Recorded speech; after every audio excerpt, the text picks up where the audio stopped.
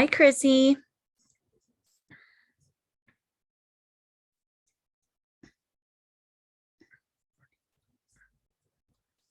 It's good to see everybody.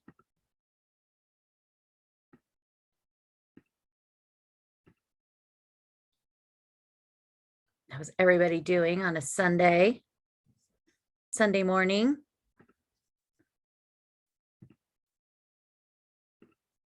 We will have. Good morning. Bonjour.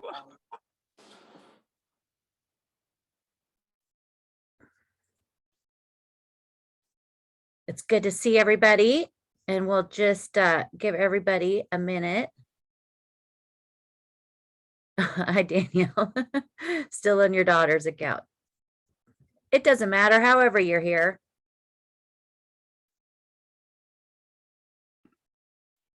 It's good to see everybody.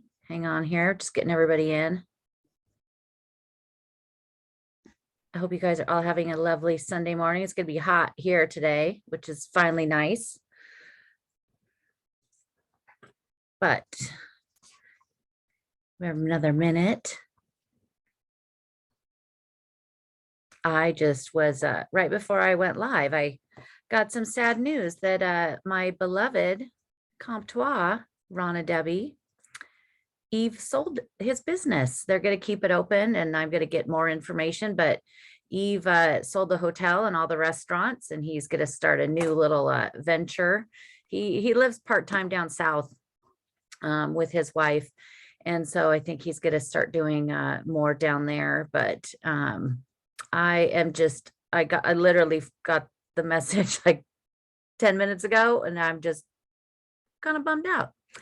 So, but I'll get more information about that and share it with everybody. But yeah, kind of, but it's good. It's good for him. It's great for him. He works a lot. Does a lot of stuff with, he's doing Master Chef France, a lot of TV, a lot of media stuff. He does radio every week. So he is really, really busy. And so I just actually mostly hope that that doesn't mean anything for my friends that all work there, which I think they're going to keep it. The guy would be crazy not to keep those places open because they are always busy. So yeah, I'll find out, but I think it's good for Eve, but I'm just kind of bummed out that I won't get to see him all the time. Anyway, but I wanted to have, hi, Greta. I wanted to have everybody, because next week Kate will be back and we'll do a live walk from Paris in the morning. But since she is off, I think she's in Poland for the weekend. I wanted to we could have a little chat and I could share some of my favorite little things, some of my favorite little tricks. And then also you guys let me know. I know Christy always has a bunch of great ones, and I hope a bunch of you also do some little tricks and things that you like to do when you go to Paris, and to kind of help you as it is busy again. Everybody, it's kind of like COVID never happened over there, it seems, because it's crazy busy.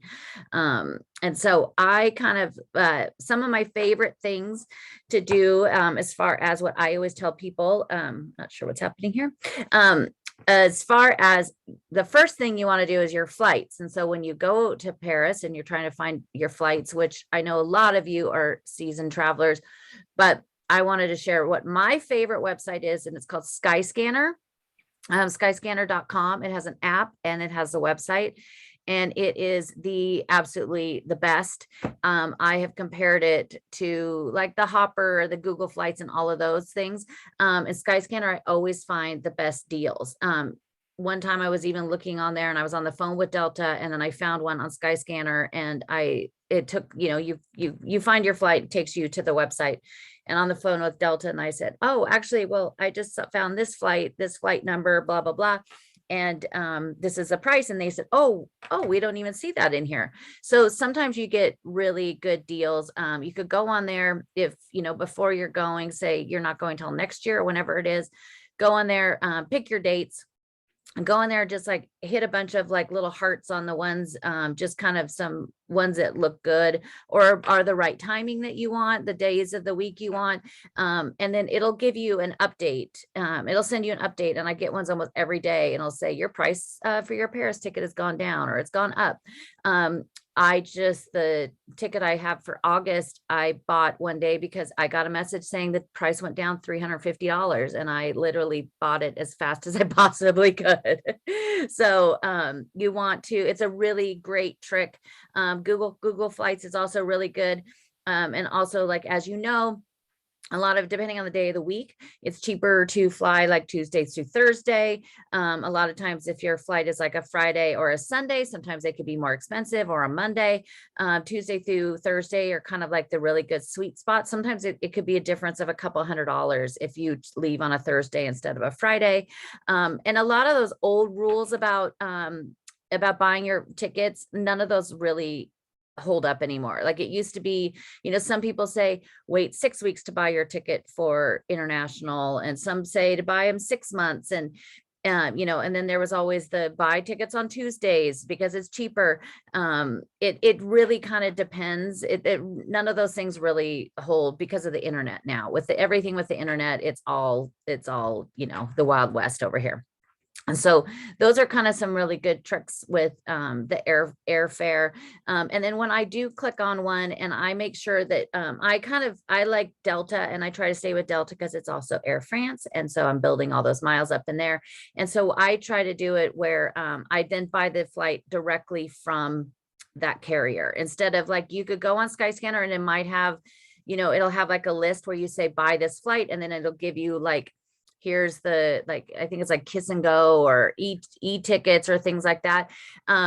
And I found this out the hard way because with COVID, one of the flights that I had was the ticket wasn't as expensive, but it was through one of those third-party sites. And then when I went to get money back because of COVID, I ended up not getting very much at all. I mean, they tried to give it to me where it was like, it was like under $100 that they were going to try to give me.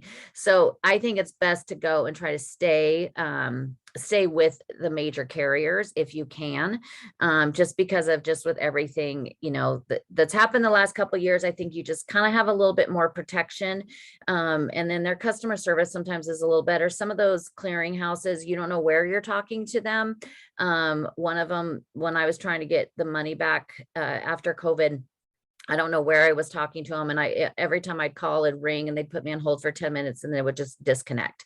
And at least with like a United or an American or Delta, they're kind of, the airport, airline industry has its things, but it's kind of best to just try to kind of save like that. One-way tickets sometimes, Judy, are cheaper. Sometimes it's cheaper to do it that way. Just kind of look and see. I've heard from people, I've never had this happen to me, and I've gone to Paris on one-way tickets, and I've heard from some people that they will ask them, like, when are you leaving? When you go to customs, and they'll say, when's your return ticket? And I've never personally known anybody that's had that happen. I've never had that happen. So I don't really, but that's one of those things that if you do buy it, it can be cheaper though. And especially if, and then if you're just going one way, it's even better. Yeah, but it is. And then also lately with all of the cancellations, which will probably, simmer down after the summer, it's best to try to do those flights early in the morning, like have your flight, especially if you're flying to Paris, book that flight and do it super early in the morning. Getting to the airport at 4 a.m. is going to be worth it because those are the flights that most likely don't get canceled. It's the ones later in the day. And if you do get canceled and it's first thing in the morning, you're more apt to be able to, they'll find you a flight later on in the day to do it. If your flight's at 2 p.m, depending on what market you're in, if you're on the East Coast, you're very lucky. On the West Coast, there's only a certain amount of flights a day from some of the airports. I mean, I guess if you're at LAX, but if you're like Seattle or San Francisco, you don't have, Delta doesn't do out of San Francisco, it's Air France. And so it just depends on your likelihood of getting rebooked, is kind of a big thing. The Skyscanner, it will then take you to the website of the airline or the third party. So you just click on it and it'll say buy this ticket. It has an app. I just always use the app and just look at that way. And you can do it where it'll say like, be that your dates are, kind of fluid, that what if you went this date instead or this date. So that's kind of nice to do it that way and to kind of keep an eye on things. So does you guys have any favorite little ways that you do it with your find your tickets? Some people like to do it where they just, they find the cheapest ticket, which is great, and that's fine. And some people like to do it where they kind of stay loyal to one, the SkyWest or those kinds where you're going to build up those miles, because that flight's long. So it's kind of good to build up those miles that you could have in the future to use for, an upgrade up there to first class or so. Yeah. I like to, Chrissy, I have to have that ticket when I leave. So when I leave Paris, I have to have that return ticket, in place, done, so that I know exactly how many days. It helps me get on the plane. But shortly I won't have to do that, and I won't have to care about those airline miles. But I like to do it where then I mentally know this is when I will be back. Yeah. Oh, good, Angela. You use Skyscanner too. Oh, see, you did same as me. Yeah, I mean, kayak, Hopper, all of those ones, they all have those great, features that you could watch things. I did one time because people were like, always did Hopper. I think it was kayak. And so years ago, I tested them all three at the same time, looking for the same exact ticket to the same exact time. And Skyscanner did always come in giving some better deals. So that's kind of nice. And, and then also the other thing is sometimes if you look for those seats where, a lot of them, like with Delta, if you're just in economy there, you don't have the same protection as far as like having to change the flight and things like that. And so, but also look on there. Sometimes when you get those cheap tickets, like French Bee is a big one that's really pushing right now. Their service in the US from I think they do San Francisco, and I know they do New Jersey, but maybe even LA. And they have really cheap tickets, but they're kind of like the Southwest Air. So it is where, you're going to have those cheaper tickets, but they're going to get you on the back end. So they're going to charge you for every bag you check. They're going to charge you sometimes for your carry-on. They're going to sometimes charge you for the space you're going to use to put in the carry-on. So kind of just look at those things when you find one of those cheap tickets. Just make sure you kind of do the math of like, sometimes they charge you if you want to book your seat in advance, like they're going to wait.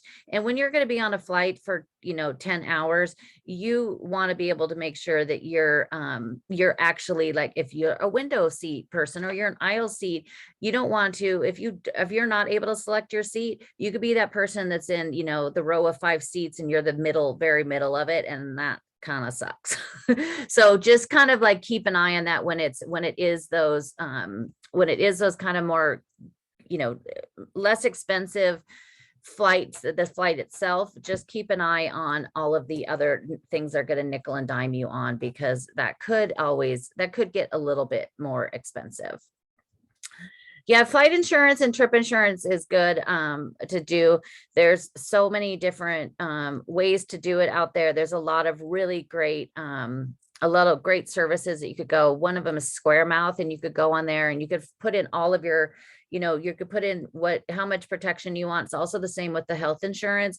You could do that, but I always tell people to also check what your personal health insurance will cover. A lot of times they will cover for anything that happens overseas, but you have to pay out of pocket in advance. And then when you return, that is when you would submit all of your bills, and then you'll get reimbursed for a portion of that. So kind of check on that. Also, with some flights and things like that, some credit cards will protect you if you buy it with that certain credit card. I think Chase and some of the other ones, they'll have like the no fault cancellation policy. So kind of check that too. I mean, sometimes it costs you a little bit more for the percentage with doing it on your credit card, but you might save a lot of money if you end up having to cancel down the road for any reason. But the flight, the airlines are so good right now with change. Like most of them are no change fees. Again, make sure you're not in like you're in the cargo hold because they're not going to give you anything. But they're so good about that kind of stuff. And, during COVID, they said they're never going to change that.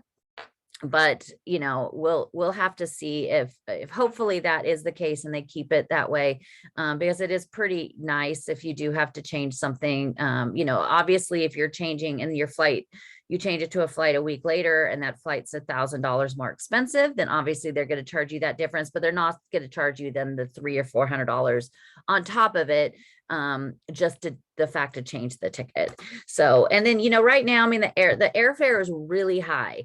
I did just see some deals with, I think it's TAP, the Portugal-based airline, from I think the West Coast to Paris, and I think it's for like the late fall into winter.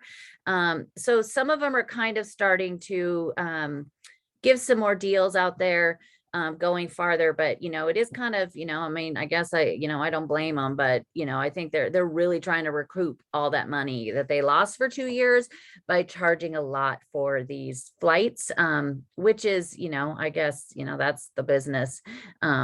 But yeah, just kind of keep looking. I mean, it's just really expensive.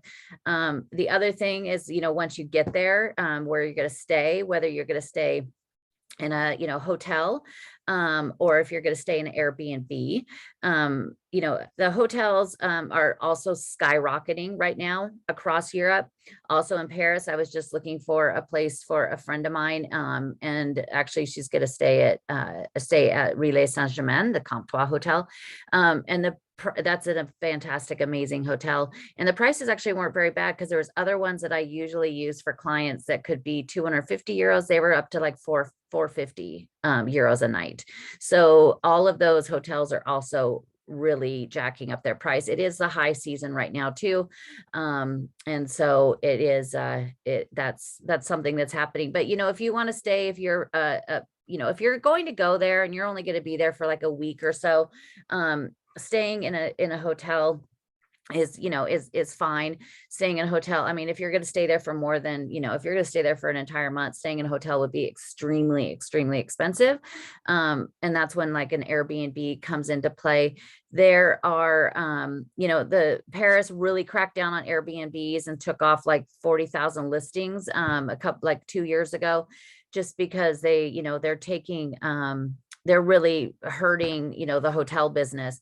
And so it's really clamped down on it. I just read an article in Le Monde the other day where they're doing like sting operations in Montmartre. And so they're like going online and going on Airbnb and finding these places and then going to knock on these doors to find out, and there's some pretty hefty fines. I think I saw, sure. I think I saw Susan on here, and Susan, my friend Susan, who's wonderful, she is getting a place in Paris, and she had told me that if you do not have it licensed with the city and they catch you, it's a very, very like 40,000 euro fine or something. It's really, really expensive.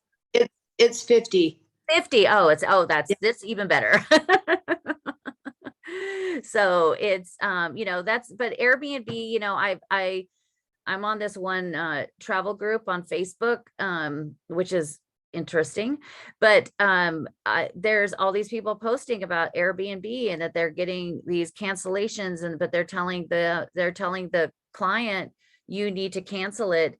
We can't do this, something's changing, but you need to cancel it. And they're telling them to do that because then they don't have to give them the money back. So just be careful. I've never had a problem with Airbnb. I did have one Airbnb that the ceiling literally started leaking through like the, middle-aged beams that went through the thing, and they didn't really care because it was a Sunday, and they're not going to fix it on a Sunday. But that's really the only issue I've ever had. But these things could happen. I know that, Chrissy had issues with VRBO and a lot, but it's like, if you're going to go and you're going to do an Airbnb, reach out to me, because I could give you some tips, and, I definitely could help. I have a lot of people and clients that I'll help them find a place. Things that I always do is I would always read all the reviews and go even way back into the reviews, and just see what people are saying. And that's usually make sure they have a bunch of reviews.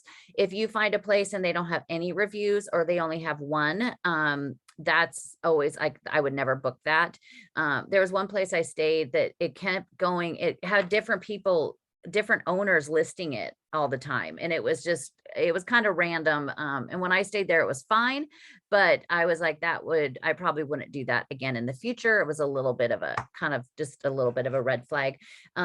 But you can find some really great places. You could save a lot of money because you also have a refrigerator, and you could do laundry, which is kind of the biggest thing. If whenever I was going to be there for more than like a week or 2 weeks, I would always make sure I had a way to do laundry, because that's going to help you not pack as much. That never works for me, but it's going to help you a lot because you're going to save that way. And then you're also going to have a little refrigerator, for your cheese and your wine, because that's really all you need when you're there. Claudine, yeah. Claudine, would you please repeat the name of the hotel that your friend's going to stay at and the location? It's the Relais Saint-Germain, and it's in Odillon, so it's on the Carrefour de l'Odillon. Okay. And that is the one. It's the one that's attached to my favorite wine bar and the restaurant. And it's just a fantastic hotel. They gave me a free night to stay there in the Hemingway room last January 2020. And it was I didn't want to leave. I was like, this is the best bed I've ever slept in, the most beautiful bathroom, like everything about it was fantastic. And it's really, it gets up to, depending on the room, it could get up to 400 euros a night, but for what you get, it's not expensive. Like a lot of, you're going to pay a lot more at a hotel like the Crillon or those places. And this one was just as great, it was fantastic. And with those hotel rooms, you're able to actually get into the restaurant anytime you want. So that's kind of also the really big key. Thank you for that. Yeah. Thank you. I just wanted to add, I had a bad situation a year ago with Allianz Travel, and I've used them in the past. I know a lot of people listening and watching do use Allianz. I don't. It was my fault. I didn't read the very fine print. I became ill, and oh well, too bad, so sad, and I lost my money. Because it was COVID related. But anyway, so anybody out there buying travel insurance, I believe what they were telling me, and it was my fault. Like I said, I did not read the fine print. Lesson learned. Yeah. I think any of us do that, where you're like, oh, just click on this and go, you don't really ever read that fine print. But hopefully with COVID, some of the hotels, some of the good places, the good hotels, and those, they now have, stipulations. I always look when I'm setting some things up for clients and customers of, a lot of times, like, you could book the hotel, but not pay until you arrive.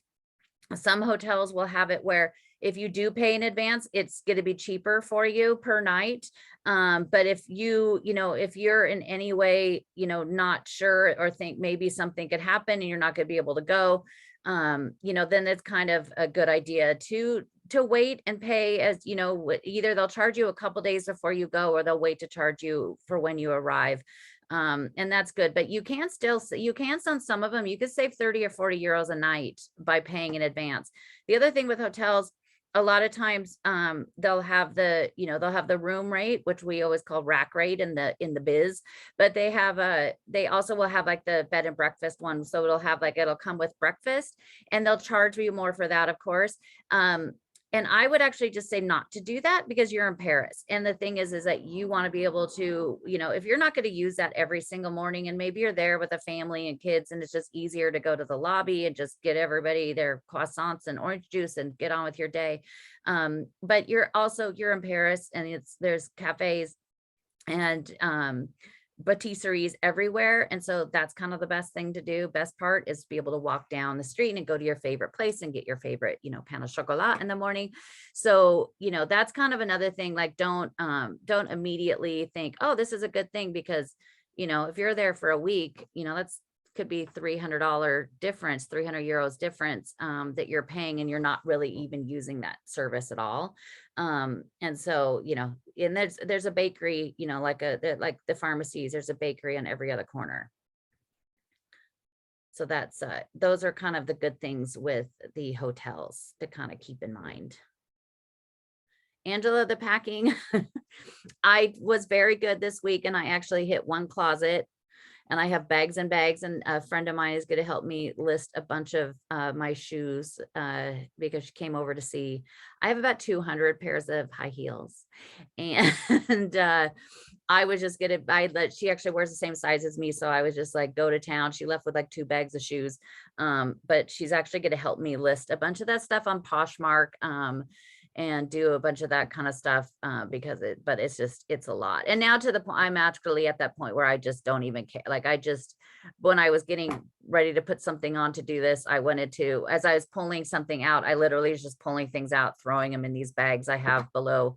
I'm pretty ruthless with it now. I'm like, I don't need any of this stuff. But it is quite the undertaking. It's quite the undertaking. But so for other things, so when you actually do get to Paris and when you are planning your trip, and I do know that I see lots of names here, and I know that you guys go all the time. And so, but one of the big things that you will find a lot of people do is they over plan. And so, in that travel group, I see these people, they're like, I'm there for 3 days, and they literally have a list of like 40 things to do. And of that, like 20 of them are museums. And I just kind of like, it just makes me like shake. So you don't want to over plan. And especially if it's your first trip, that's when you definitely are like, I did it too. My first time I was there, I had a list of everything. I didn't get to see everything. But you have this big list and you want to go see everything. But you don't have time. And the biggest thing about Paris and Europe, the number one thing you want to do is make sure you slow down, because that is the beauty of being there and the beauty of their culture, where they just slow down in the morning and they sit there and they have their coffee and they have their croissant, or they sit there for lunch for an hour and a half. Those are the biggest things that you want. That's the number one thing you want to do. And if you're just going from, you're getting up in the morning and you're racing to get to the Eiffel Tower to see that when it opens, and then you're racing from there over to the other side of the city, down, all the way over to Notre Dame, and then you're coming back to the Orsay, and you're trying to do all of this before it's, lunch. You're not gonna take in anything that you're seeing. You're just and you're going to take so many photos that you think you're going to later be like, oh, I'll just look at these things later. And it's never going to be the same when you look back at this photo. I mean, I look through my photos and I'm like, now it's like, oh, I remember seeing that painting. But the biggest thing is, and like, yeah, Danielle, I always tell people to schedule kind of one big thing a day, or schedule 2, like say, if you want to go to museums, schedule 2 things a day, do 1 thing in the morning and 1 thing in the afternoon, have it scheduled. If it's this thing that you really, really want to see, like if you want to go to the Louvre, which you do have to have a ticket as of right now in advance, they will not let you in to buy a ticket inside. You have to have that ticket. Do that one thing. If it's that thing that you are like the number one thing you want to see when you're in Paris, schedule it, buy your ticket in advance for first thing in the morning for when it opens. And then that way you're set. If you want to go like to the Louvre, and then it's like you want to go to another one that's my favorite, the Musée des Arts Décoratifs, that's right by there. That's a museum that doesn't necessarily need a pre-bought ticket unless they're having some huge exhibition and it's the weekend. If you're going to try to do these things on a Saturday and Sunday, now that tourism is back, definitely get those. You definitely for sure want to do some of those tickets. But if you just plan it out and do one big thing in the morning, one big thing in the afternoon, and then also try to do it where you're staying in the same area, so you're not going to waste time traveling to get to there by Uber or taxi or even the metro. Just kind of stay, if you do the Louvre in the morning, then you do the Musée des Arts Décoratifs, or you walk up to the Opera House, or you do all that because that's right in that area. And then if, you know, I never take the metro. I mean, I think I could say I've taken the metro once in the last year. And it was only because I had clients that were, I was trying to kill them by walking so much and they wanted a break. And so I walk everywhere. And so that is where you get to really see everything. So you build that time, make sure you have that time in there where you're like, you know, and certainly there's times if I'm doing tours that I have to race from one place to the other. Not every day am I just lollygagging down the street looking up. That is, you know, just keep those things in mind that you could have that. When you have lunch, like try to make sure you have at least an hour and a half to sit down and have lunch. If you don't, then don't go to a restaurant. Go to pick up, you know, if you only have like a half an hour, 45 minutes, then that's when you go and pick up the jambon beurre, or you get something like that that's really quick, or, you know, one of the crepe trucks that are on the street, or any of those, because that way, you know, you don't have to feel rushed. You could have that. If you go to a restaurant and, you know, I see all the time, a lot, usually it's Americans that are getting frustrated because the server isn't there and they're not coming and they're not bringing their ticket and they need to go and they have places to be, you know, that's where it's like, then don't go sit down at a restaurant unless there's certain places that, you know, you could get something pretty quick. At my favorite Nemours, it's really pretty quick there. You know, if it's not, it's always busy there, but you could get stuff, the food comes out really quickly. So there are places, but, you know, if you just kind of, you know, keep that in mind, if you don't have at least 90 minutes for lunch, kind of don't go to a sit down restaurant. So you have to feel rushed because they don't care. They don't care where you have to go or where you have to be. It doesn't really matter. Gail, yeah, I am going. I head back in August. And I will be staying there and I can't wait. Yeah, the Montmartre, that is the trick with Montmartre. I tell people this all the time, because it is, you know, that you could take the metro and then you go, it's like the highest subway exit to get out, the best, and to get up there, that some people, especially if you're not really used to walking as much as you do in Paris. I've told people, I'm like, take a taxi and you take it to Sacré-Cœur and then you go down. So you start at the top by the taxi taking you there and then venture your way down. And so that's always a good, that's a kind of a good way to do it. Business, you know, Susan, I Delta is my favorite. And I usually do like Comfort Plus for Delta. And then on some of them, like when I went this last time, they upgraded me to the next one, which was the one before first class, which was kind of nice. But you know, it just depends. Some people, like once I did like Comfort Plus and I was like, oh, I'm never going back there again. But I'm not one of those that really, like, I don't really care what it takes to get me there. I mean, they could throw me in a box and shove me under the plane to get me to Paris. I wouldn't care. But there's some people that are like, I would never sit in economy ever. I don't really like, I just like, just get me there. But that being said, you know, last time when they upgraded me to the next one, I was like, oh, this is pretty great. I don't think I want to go back there again. I also had a friend that I also knew, one of the flight attendants. And he took really good care of me and kept bringing me champagne. So I was like, this is pretty great up here. But it just kind of depends on your preference and of course price. Right now, some of those tickets, for like there was one I was doing for a client and I think it was Comfort Plus, or maybe it was the one right above it, and it was out of San Francisco beginning of June. It was $3,000 for her per person. So that's premium select. That's it. Thank you, Danielle. It was, I mean, it's kind of crazy how much it is, and it's like 8,000 for Delta One for that first class, which is, I don't know. I just think there's a whole lot of other things I could buy with that money. So, you know, you could always, you know, roll the dice and see if they'll upgrade you. And another good thing with that is keep checking as you get closer. Like if it is with Delta or one of those, I just check like once a week, I check the ticket. And sometimes it'll give you a thing, like it'll say, oh, upgrade for this amount.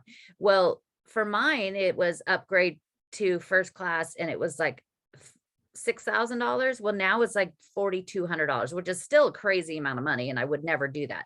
But kind of keep looking as you get closer, especially if you're flying in off times, like if you're not flying in the summer, especially if you're flying in like December or January, kind of look then, because sometimes as you get closer, it will just keep coming down and down and down. And then this last time, that's what I did. The premium select, it was $200 difference to do that. And so I was like, oh, well, this is kind of good. So that's kind of a nice way to do it. Delta. Yeah. Oh, what is it? I'm the same way. I just get me to Paris. I know. But my husband likes business. And so I want to be able to spend more time over there. And so I'm just trying to figure out different ways. Yeah.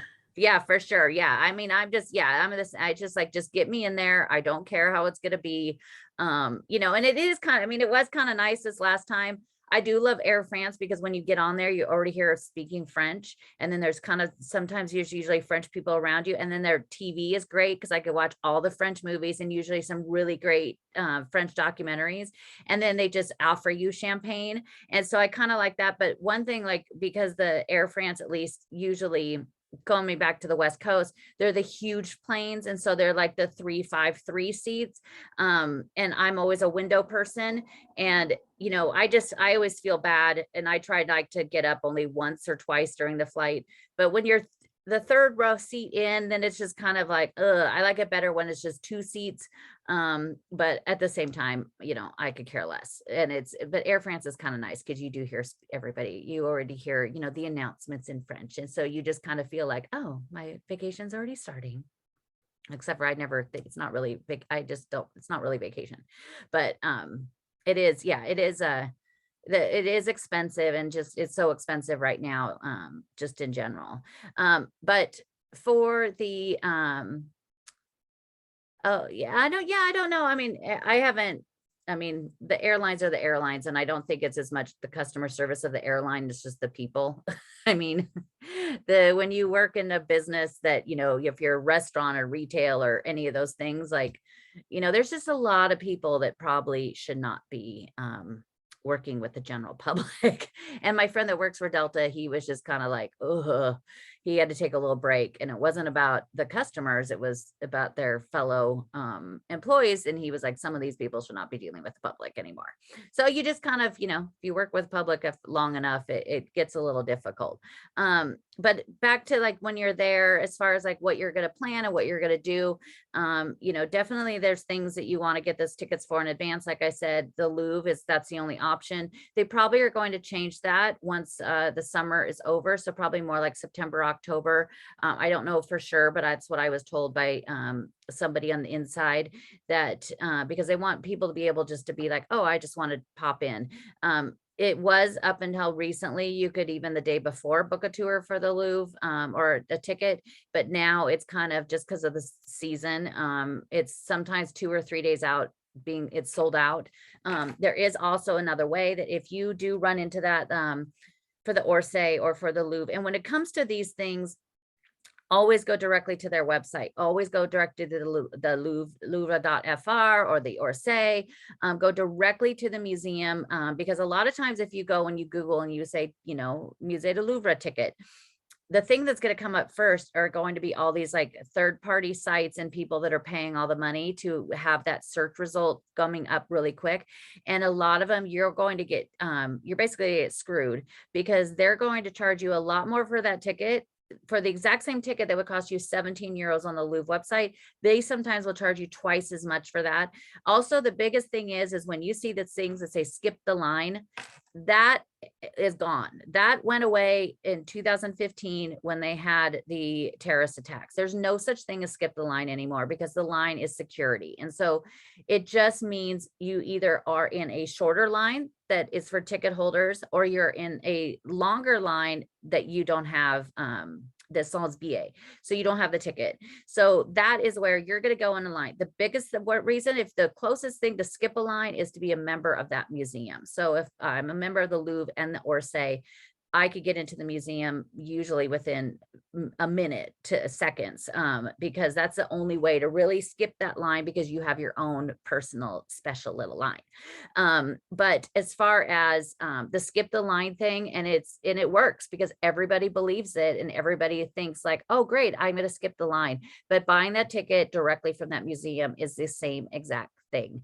These companies are just going to charge you a lot more, and they just really, and everybody believes it, everybody falls for it. So save yourself a little bit of money. You could have more money for that, upgrading that ticket to Paris, but you just have to be really careful with those kinds of things. And I mean, I had a client that I sent her the link to buy the ticket, and then she went to something else and bought the ticket. And when I met her at the Louvre, I was like, wait, where did you get that? And it said it was like they charged her 42 euros for a ticket that should have been 17 euros.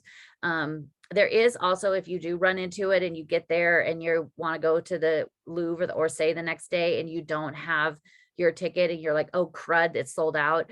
FNAC, FNAC. You could go online. They also have a lot of those tickets. And I have done that for clients before when it's a last minute thing. They will charge you again. They'll charge you a little bit more, but it's not that much. It's only going to be usually about 2 or 3 euros more. But if a lot of people go there and you only have a week or 10 days or whatever it is. So you don't have the flexibility, that some people do, of being there longer, being like, well, if I can't go to the Louvre today, I'll go next week or something. And so that's a good way to do it. Like FNAC, I mean, I've even like helped, this one sweet little thing was standing there, and she didn't know she had to have a ticket in advance, and she went up to the lady, and the lady was like, no, you have to have a ticket. And this poor girl was like, I was here and my friends didn't want to go and I really want to go. And she was just crying and crying, and she's like, and I leave tomorrow. And the lady was really, really nice to her. And I actually walked up to her and I was like, okay, this is what you could do. And I found her a ticket through FNAC to get her in there, because it broke my heart, because it's the Louvre. You can't miss the Louvre. So those are kind of some good ways to do it. It used to be, and I need to check in on this to see, but there was the main Paris visitors office. It is in the Hotel de Ville itself on the Rue de Rivoli. You used to be able to go in there and buy tickets for everything. You probably can't do that now for like the Louvre when it has to be a time ticket. The Orsay now has it where you just have you could either buy just a ticket that's good all day, or you have a ticket that's a time ticket. They're going to be pretty liberal with you about that time ticket. If your ticket to the Orsay or the Louvre, it says 9:30 and you show up at 10, they're going to let you in. Rarely are those security guards out front. They just want to see you have a ticket. They don't even care. One time I went to a museum and I actually was there early. And so when they showed it to me, I just opened my phone and I opened it. I've zoomed in enough that the time was covered and it just said the date. And he was like, I mean, I don't think the security people really don't care. They just want to know that you're supposed to be there and you just push you on through. But that's, the Paris info, they will sometimes used to be able to go in there and you could go buy all of your tickets and you could buy them at face value. But now I need to check to see if you could still do that, because now with the timing of things, it might be a little bit different. But used to be able to go in there and say, I need a Louvre and I need an Orsay and I need this. It is, that's a good way to do it. Let's see, what was that? There are, for the Dior, the Gallery Dior, which is amazing. There are time tickets for that. Well, the day I went first thing in the morning and I had my ticket in advance. I have a press pass, which is really fantastic. And so I could go to all those things for free. But I will book, usually for something I really want to see, I book that free. Most of them, you have an option for journalists to hit that. And then, but a lot of times you could just show it. But I made sure to have a ticket. And when I got there, because it was before it opened, there was a pretty long line of people. But when I left, there was no line. So the Gallery Dior, that's probably one you could probably be okay to just pop in on your own and see. It's not, the Louvre and the Orsay are like the two big ones. The Pompidou is another one. Definitely have a ticket in advance for that. Even before COVID, on a Tuesday, you would want that. Yeah, Sharon, sometimes they'll charge you like €1 more online or so, €1, €2 for a fee. But it's kind of nice that you have that. It just depends on the museum and what function and who they go through and how that ticket is done. You could do that. There are services that you could go in and just book all these tickets, but again, they're going to charge you more. And most of you are seasoned travelers, or know how to do this. So, just make sure you just go to the actual website when you get there, or before you go. Just, those things that you want to see. I mean, when I did the Dior, I did that ticket in the morning, and then because of where I was like, well, then I'm going to go to the Petit Palais because I wanted to see the Boldini exhibit.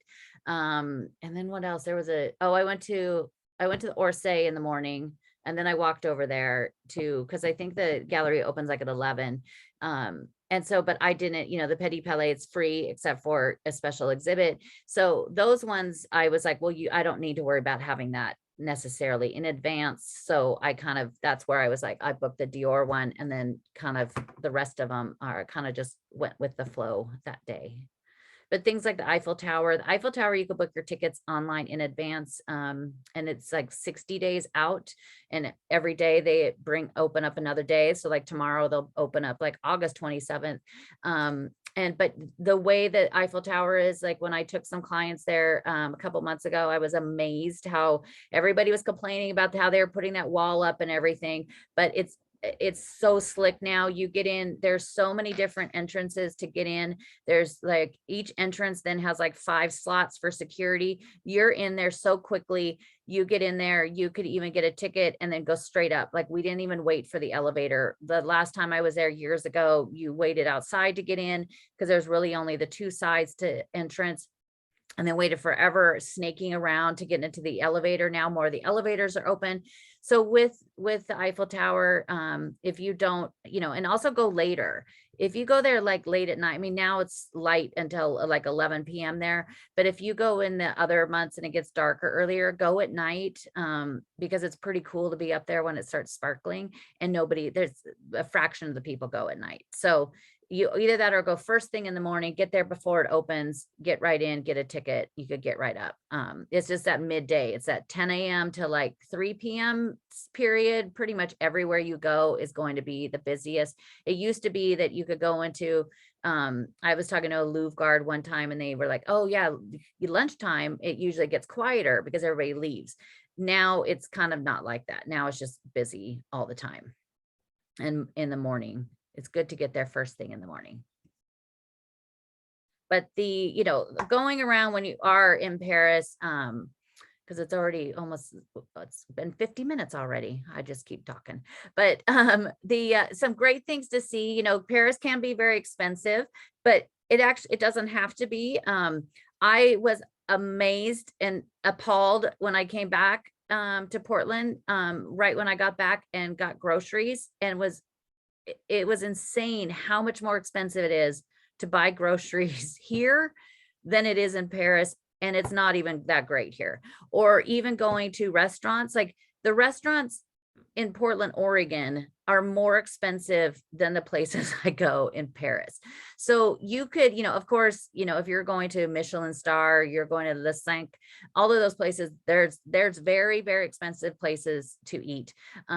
But one of the greatest things is, which I'm always just blown away, is when you go to like the fromagerie and you go and get all the French cheese, and then you go to the bakery and you get the baguette, and you go get wine. I mean, you could go and get like 6 different kinds of cheese. You could go get a baguette and you go get a bottle of wine, and you're going to spend like 20 euros, 25 euros. Like it's just amazing, because a bottle of wine is 4 euros and the baguette's like €1.50 or 40, because it's relegated. And the cheese, like you're getting these amazing French cheese, and it's, you can't even get one of those in the States. It's actually a French cheese, but then it's loaded with all the preservatives and stuff they put in it to come into this country. But it's, you could do things like that. There's days that I go and have lunch and I spend 50 euros. And then there's days that I pick up the jambon beurre and it's 4 euros. So, there's a lot of things you could do to save money. You could, there is always the first Sunday of the month. A lot of the museums do the free entry. The Louvre does not do that. They're talking about bringing back the first Saturday night.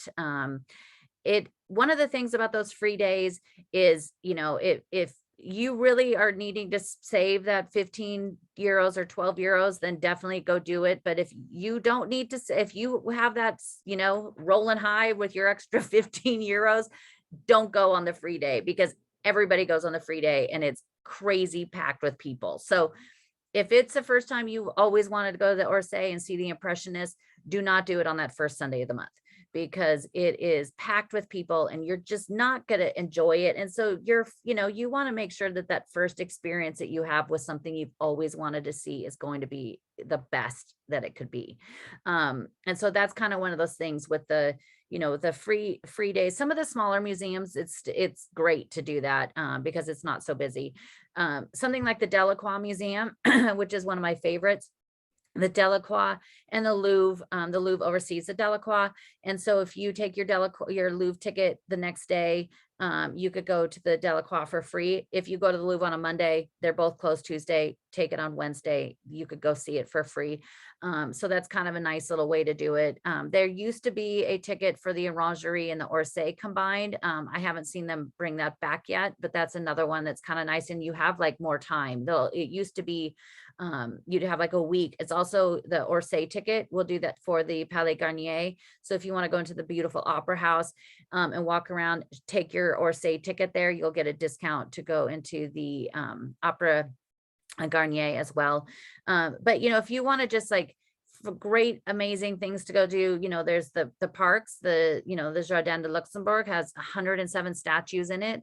I've done a couple podcast episodes and we've done some live walks from there, and I will put a bunch of this stuff on my website under the live walks from Paris with links to all of these things that I'm mentioning, and links to some of those podcasts and videos we've done before. The podcast, we've done some of them. Tomorrow, the one is about Palais Royal, and where I'm doing them so that you could basically take the podcast with you when you're in Paris and just kind of walk around and kind of just go in that same space, like the Ile de la Cité or the Ile Saint-Louis. And a lot of it was based on stuff that we did here on the live video walks. And so that you could, instead of having to try to download and play YouTube and eating up all of your data, you could just download the episode and listen to it as you walk around. The Tuileries is another beautiful one. The Louvre actually oversees the Tuileries, which is why it's so lovely. There's tons of statues in there for you to see. Another great way to see the art is in the churches, of course. Like you could see some of those great, you see Delacroix and Saint-Sulpice, and also, the Saint-Paul Saint-Louis and Saint-Denis. You have all of those, you see Charles Lebrun. You see all of these different amazing French artists that you could see in churches for free. So that's another great way to save some money. And then the cemeteries, which is, any of you that have been to a French cemetery knows how great they are. I always feel weird telling people like, oh no, go to the cemetery. But these cemeteries have, you could go there and you could find, oh my gosh, what's the Fichet Revived by a Kiss. You'll see, Père Lachaise has a Winged Victory. You could go and see some of these amazing sculptures that you see in the museums of Paris. The Jericho, his tomb has a bronze bas relief of the Jericho's The Raft. And so you could get to go see all of these really great things in the cemetery. And it's just really fun, especially if it's like a lovely day, like in the fall. For some reason, I always go to Père Lachaise on like between September 18th and 19th. When I look back on my photos, it's always the same day I go. But it's just beautiful because it's always this beautiful fall day, and the leaves are changing. And except for when we did the live video last October and I got locked in, that was a little scary. But I got out, thankfully. I was kind of like, I don't want to sleep in here. And I was just joking about it right before, lost the signal. I didn't even know I lost the signal with you guys, and then I got locked in. So that was a fun 30 minutes. But some of the stuff, some other really great small museums to see. One of the really cool ones, and this is, if you haven't been before, even if you're not taking kids, and you're a big kid at heart, the Musée des Arts Forains. It's basically it's like the Carnival Museum. And it used to be like, it was very seldom that it was open that you could go visit. Right now in the summer, you could visit every day, and I'll put a link on my website. It has like all of the old merry-go-rounds in it.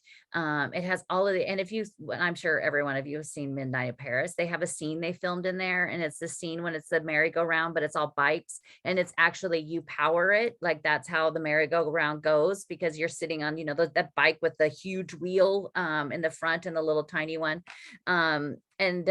So it's really cool, and you get to do all that. So they actually you get to sit in these merry-go-rounds and go around. And I felt like I was like this big kid. I also felt a little creepy because I was the only person there that didn't have a child with them. But it was really, really cool. It's like 1880, 18 euros to go. You have to have a ticket in advance. That one you can't just walk up to, but it's so much fun, and it's really cool. And like the guides are like really fun. A lot of it, when I went, it was all in French. They do sometimes do the English ones, but I just looked this morning on their website and there was none offered. But it's kind of one of those things, if you just speak a little French or you don't know any at all, it's kind of one of those things, like, if that's the way you get to go in and see it, then do it. Because it's really cool in how they do it, and it's really interactive, and it's really fun. You can also privatize it. So if you want to have a big party, you could rent out the place. But it's really cool. The tickets are 30 days in advance, is when they open them up. But I'll put a link to that on my website. And then I mentioned earlier the Musée des Arts Décoratifs, that is in the Palais de Louvre. So it's on that Rue de Rivoli side that goes all the way to the Pavillon Marsan, which is kind of ends where the Jeanne d'Arc statue is. It's just right there on the end, and it's so cool. They had this is where they did the big Dior exhibit in 2017, which I thought nothing could be better than that. And then like last week I was telling you about the museum, blows it away.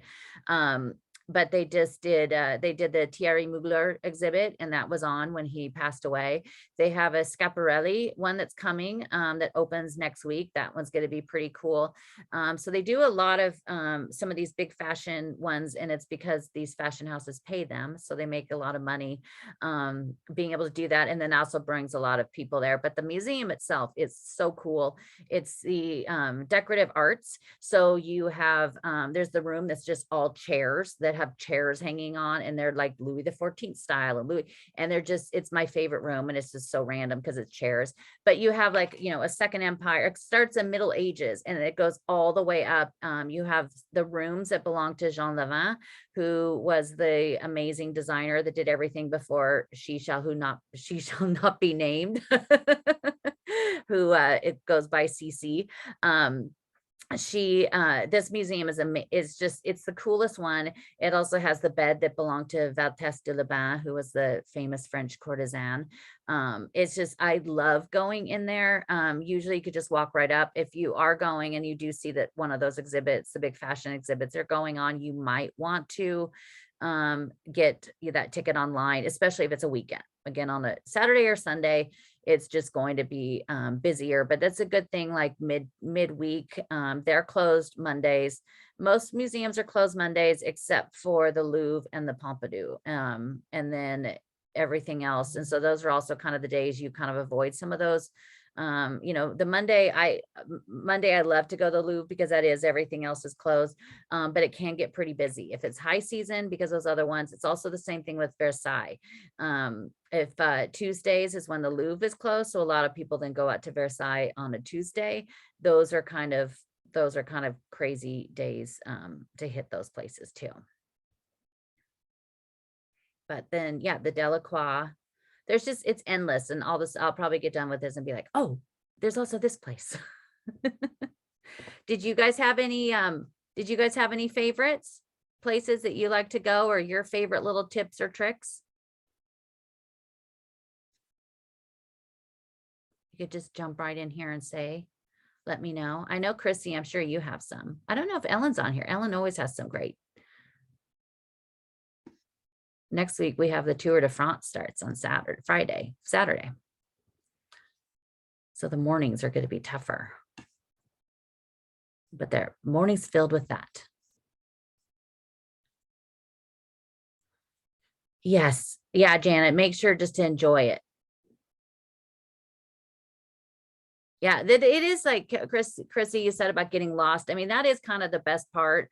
I have to give myself basically an hour. Like if I'm going someplace, like if I'm going from Saint Germain over to the Marais, I have to give myself just at least an hour to get someplace. It might take me 20 minutes because I will stop so many times, or I'll just like, oh, I don't think I've walked down this street before. And I just walked down that street. And I find that's how I find all of these things that I share with people. Cause then all of a sudden I'm like, oh, wait, what's that plaque? Or I always have a huge list of things to go find that I've learned during research that I want to go find there. Because when I share pictures and I share those things, I always am sharing ones that I've taken, unless of course they're like historic old photos.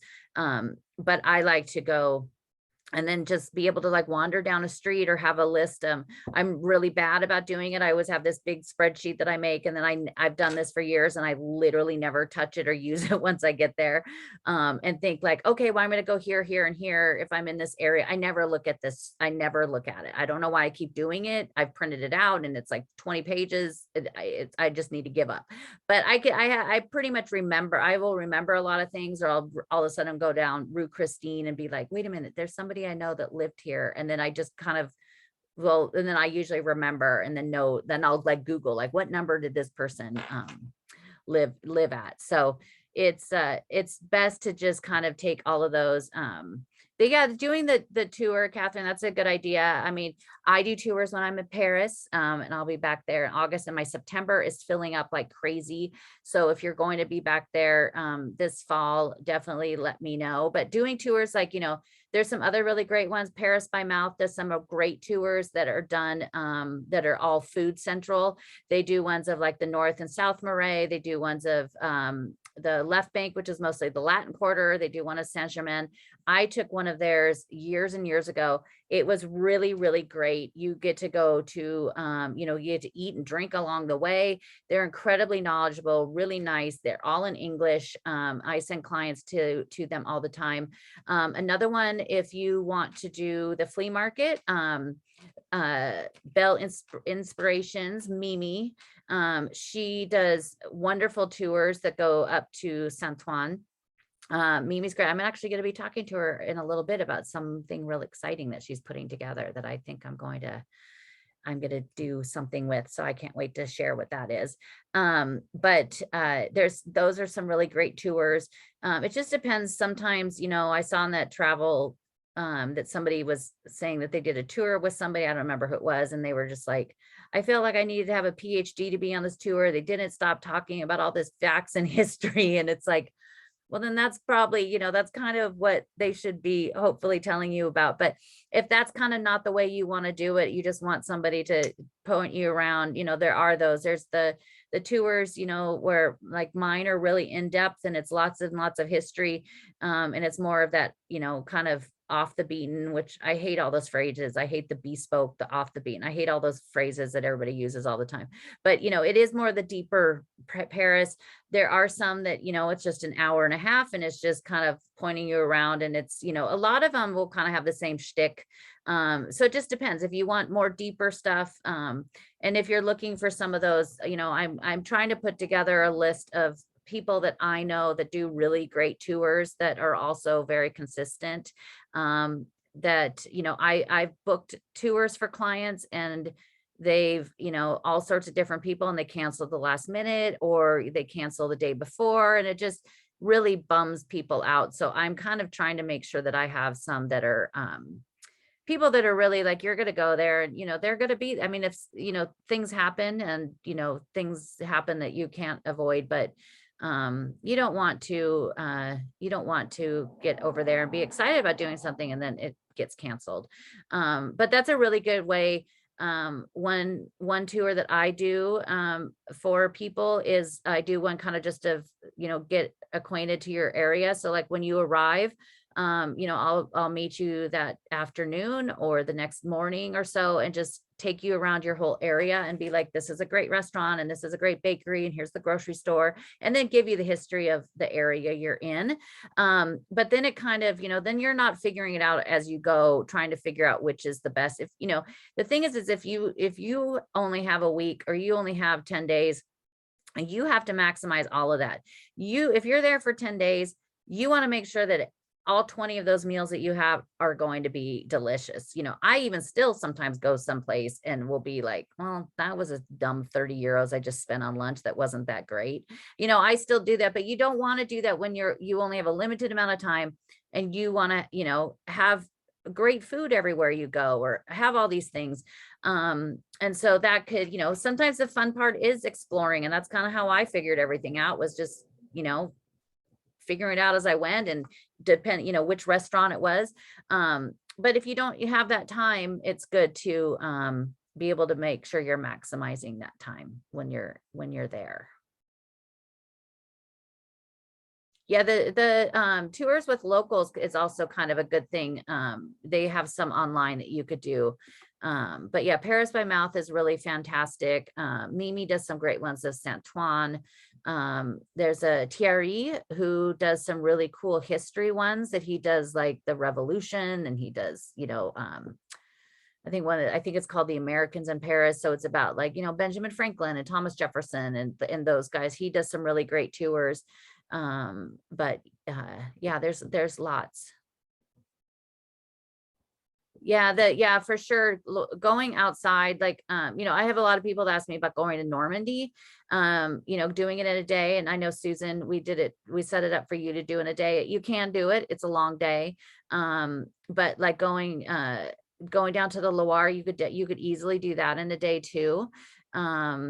And so that's one, and those things, like when you're there, like if you're going to be there and it's not your first time, try at least one day to do a day trip outside the city, just because it's so easy to get around. And it's just, they say France isn't Paris and Paris isn't France. It's very different.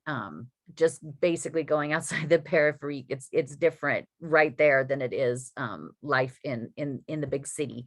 So it's kind of good to, even if you go out to Giverny, you could easily do that back and forth in a day. One thing I always have people do is go to Giverny. You could do it kind of in a half a day, go out there and then come back that afternoon and go right to the Orangerie and see. So you just saw the lily pond, you just saw where he did all this. And then that afternoon you come back and you go right into the Orangerie, and just seeing his, his Grand Decoration, seeing that after being literally in the place he stood and painted those things, is just kind of one of those things that's, you can't really put into words. So that's some of those day trips. You go out to Champagne, of course, in a day. Rouen, I still need to get out there, Chrissy. That's definitely on high. And then the Auvers-sur-Loire, that's also high on my list to go see where Van Gogh is. And I can't wait. So I'm excited when I'm there full time in a few months that I could go and do all these things. I could have more time, hopefully, to go do these things. So next week we will be back and we will do a live. I think it's going to be over in on the left bank. So I think I know where we're going to go, but I will put that up probably today or tomorrow. And make sure, if you haven't signed up, if you don't get my newsletter, make sure to sign up for that at ClaudineHemingway.com. I've also been posting, I do, if you follow me on Instagram, every day I put some tidbit of history, and I've been now putting those on my website every day as well. And sometimes when I put them on my website, there's more information, because there is a limit on Instagram of 2,200 characters. And so I have some of them, there's just so much more I want to share. And I've been putting those on my website. So check on that, especially if it's something that you want to know more about. I have it usually on my website as well with all of that. And then also I'll put all the notes on here. After we do these walks, I've been putting up, sometimes it's 5 or 6 pages. I'll write up all the stuff, so you have the links and where we went. And when you're there, you can even print it out, take it with you and walk around and kind of give yourself your own tour. But if you are going to be there and you're going to be there in September, October, starting in September, October, and you, I do tons of tours. Of course, there's the Louvre and the Orsay, but also ones of Saint-Germain. And I could pretty much do a tour of anything because with these walks, there's so much more about the city. So if you see something, go to my website, ClaudineHemingway.com. If you see something on there, as far as a tour you want to do, or if you see something that's not listed, reach out to me and just say, hey, can you do the Rodin? Or, I mean, I've taken people to Rodin and those things. So you just reach out. And then as far as like, if you do want more help planning, I do really customized in-depth planning for people. And usually when I send you the information, it's like 30 or 40 pages because I put a little bit of history into the things and say, these are things in that neighborhood you want to watch out for. So it's almost like I'm giving you a book that when it goes with it. But you could reach out to me in my website, ClaudineHemingway.com, and I'll put all these links and good stuff on here too.